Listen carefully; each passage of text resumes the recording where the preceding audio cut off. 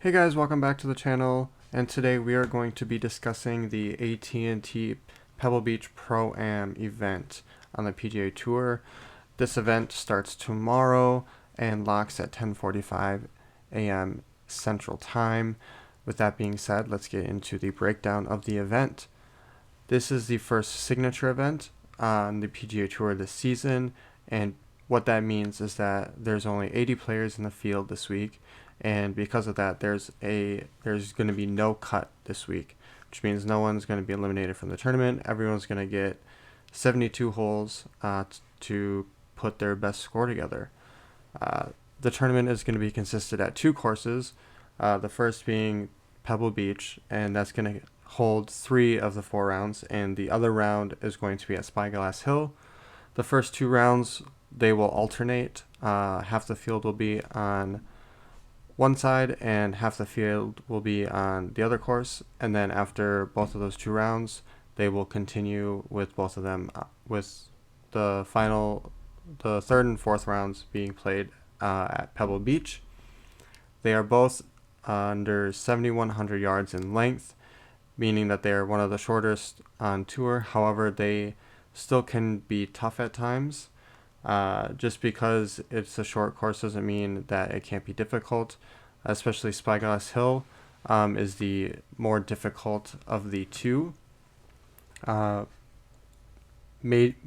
biggest difference on Spyglass Hill is that there's a lot of shots that are uphill or elevation changes between going up or going down. So numbers might be, for yardages, they could be wrong. For some players, they might be, over 5 or 10 yards, or they might not get to the green by 5 or 10 yards. So I think there's an extra emphasis added this week for scrambling. And that goes into some of the key metrics that I'm looking at this week specifically. So strokes gained approach is one of the biggest ones. Usually it's the main one that we are looking at. But this week, with it being an elevated event, the top players of the game are here, and to win, you're going to have to be on your top stuff as well. So strokes gained approach is my first one. Second one I have is scrambling, as I had just mentioned. So being able to get up and down from out of position, whether you're in the rough around the green, bunker, out of position could be, you're out of bounds and then trying to recover to just make bogey. And I think with the increased rain that we've had fall in the area this week, as well as it's supposed to be wet and windy this weekend, scrambling is going to be a factor that I think people aren't playing for. And with this field, I think the best of the best are going to come up towards the top of the leaderboard, and that all-around game is going to need to be shown. And then the next one I have is putting, but it's inside of 15 feet. This tournament specifically has shown difficulties in gaining strokes on the greens, and has been known to be a putting contest at times. And we can kind of look at that just from the past winners, such as Justin Rose, he's a good putter, Daniel Berger, Nick Taylor, all sort of solid approach players, good on the greens. Phil Mickelson, he can get hot, and then Jordan Spieth, former winner here, he can get lightning hot on the greens with the putter. So strokes gained putting inside 15 feet, that is one metric I am looking at this week as well. And the final is bogey avoidance. This one is more just a personal one that I'm looking for. I think the weather will be more impactful than people are taking it to be. And so I am just putting that into my research this week as well. With that being said, let's look at the field this week, and I'm going to go over my top 15 tournament plays that I have identified for myself on DraftKings of people who I like. And I'll kind of go into why I like each and every one of these plays. First up this week is Victor Hovland.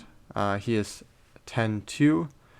He's been playing great since the end of last year. T2 at the DP World Tour Championship, solo 5th at the BMW PGA, solo 10th at the Hero. And he is someone who he's known as one of the longer hitters on tour. Approach play is really good. Just kind of around the green and putting has always been his question mark.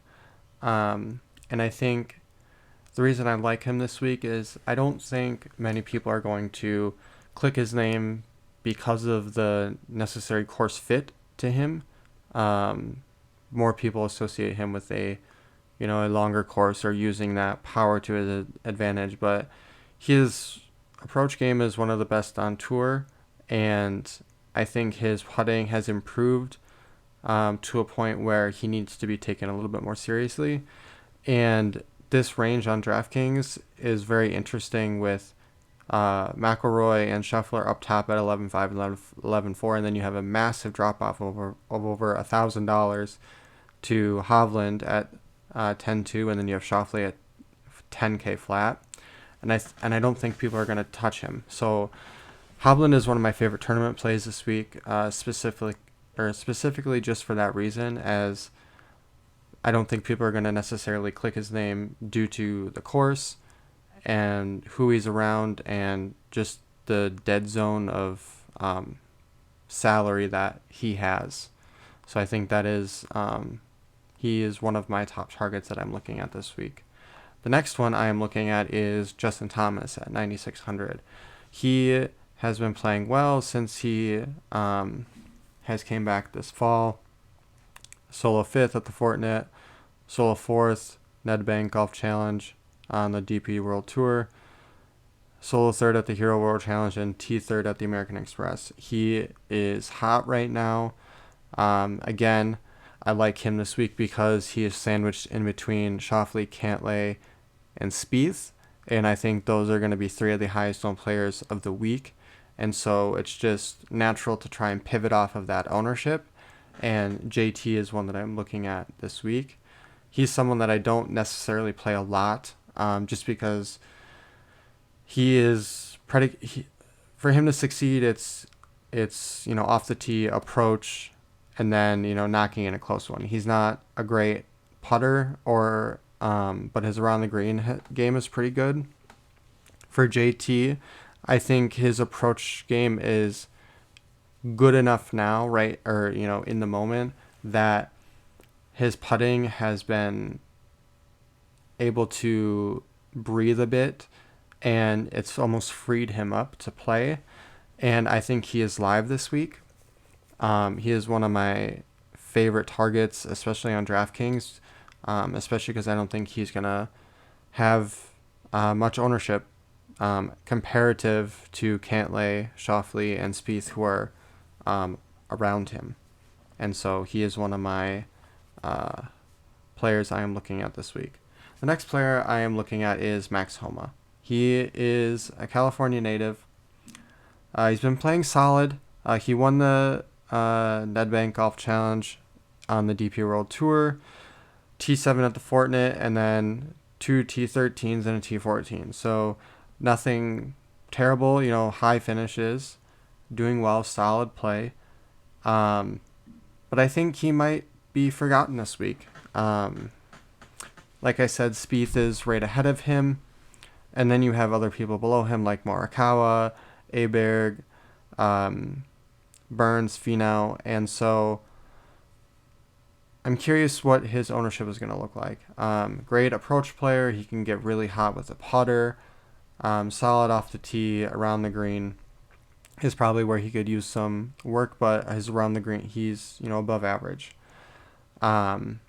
He is someone that I'm interested in this week, just purely off of ownership, because I'm not sure what that's going to look like, but his price is a little too cheap, I think, for me, or for my liking, I guess. I think he could be priced a little bit higher. The next person I'm looking at is Cameron Young. He is $8,700. He hasn't competed since the Century. He doesn't have a ton of great results to start the year. And this isn't necessarily a course that fits his style of play. So, right off the bat, you know, nothing positive. However, that's kind of why I like him this week, because I think he's going to be so little owned that for tournaments, if he, does well, it's going to pay off um, tremendously in tournaments. He has the upside to go low. One of the reasons I'm kind of looking at him this week is that the weather is going to be a bit difficult. So I kind of like that for him, who has done well in some, decently nasty conditions. Like especially when he did well at the Open Championship. Same with like Fleetwood. I like him this week too. He's not on my list, but because I think he's gonna garner ownership because he's Fleetwood. But Cam Young is someone I'm looking at this week, just as a player who has depressed ownership that most people I don't think are going to touch this week. Then the next player I'm going to is Byung-Hung An. He has been on fire, solo fourth at the Century, T2 at the Sony, and he comes into an event that doesn't necessarily fit his playstyle, but played well at the Sony. Another short course. Not that he sprays it all over, but he can be a little erratic with the driver in the past. But his approach game, top tier, and his putting has improved since he switched to the broom putter. So he at 8K is someone I'm looking at who has done well to start the season, and I think won't garner much ownership comparative to Tom Kim, JT Poston, and Sahith Theegala right around him. Next player I'm looking at is Bo Hostler. He has been playing very well. T30 Fortinet, T28 Sanderson Farms, T7 Shriners, T2 Zozo, T6 last week at the Farmers. He's someone who has grown into his own and has sort of found that consistency on the PGA Tour that he had struggled with mightily at the beginning of his career. He is someone who I think is going to be lower owned comparative to Henley, Keegan Bradley, Corey Connors, Adam Scott, Brian Harman. He is a good putter whose approach game has slowly and steadily been improving over the last year and has been playing well. I think he is live this week and someone who is going to be on decreased ownership of the people around him. The next two players, Adam Scott and Brian Harman, are players I like this week, but I think are going to be heavily owned. So I won't have much ownership of them or might not have any at all, but I do like them. Scott is someone who is great with his wedges, good putter, always knows or always is around the hole, and he is almost like the new Phil Mickelson, I think, where his driving can be so erratic, but he can, get himself out of any position, it seems like, and is in for par, or, is able to only hold it to a bogey. But he is someone I'm looking at this week that I think might have some extended ownership, but I'm not for sure. He has a T5, a T7, and a solo second so far to start the year. So he's been playing good. Brian Harman, he has a T8, T5, T18. Solid player, good putter. Finds fairways. Don't hate him this week. Eric Cole, I'm sure is going to get some massive ownership this week, being 7,300. He's a birdie maker. He can be a little erratic with a driver, but he has T2, two T3s, and a solo fourth this year. just missed his first cut at the Farmers this past weekend in so many starts. So he's a bounce back candidate with a no cut event. Getting down into this range, Harris English is someone I'm looking at. Made the cut last week, but wasn't able to do much with it. Previously had a T10, T14. He's the kind of guy that we look at this type of course, being, positional hitter, finding a fairway, good approach, making a putt. I think he is going to have a little bit of depressed ownership comparative to his people around him, such as Nick Taylor, Alex Noren, Keith Mitchell, Matthew Pavan, Sepp Straka, Brendan Todd. So he's a tournament play I'm looking at this week. If we go down, one of my favorites that I'm looking at that is below the 7K range is Cam Davis. He came out strong at the Sony with a 62 on the short course and then couldn't follow it up. American Express had one bad third round and, missed the cut. Otherwise, he's played exceptionally well this season, and I think he's too cheap for his price for for 4 full rounds. I think that's just too cheap for him. The next player I'm looking at is Lucas Glover at 6,500. Missed the cut last week. Or not last week. He missed his last cut at the Sony. The approach play has been really good. The putting, had improved, stabilized. Now it's kind of, back to average.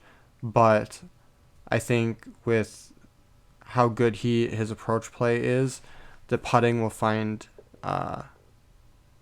itself. And I think with 72 holes this week, I think Glover is a decent option at 6,500.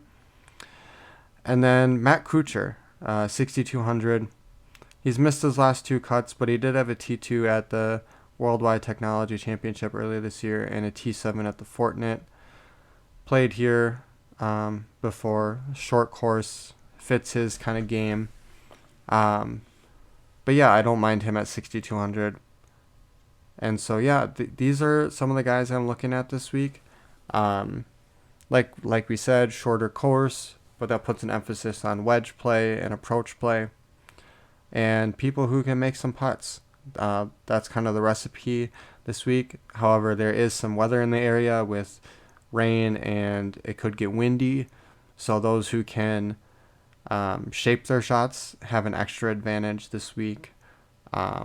Being able to keep the ball low and control their ball flight if it gets windy enough or the conditions get harsh enough that they need to make it work. So with that being said, I will be putting my core plays and cheat sheets up for the AT&T Pebble Beach Pro-Am on my Patreon. And yeah, I hope to see you over there. Like, comment, subscribe to the channel, and let me know who your favorite play is below 8K this week. Comment who your favorite play is below 8K this week. All right, thank you for watching, and I hope to see you soon.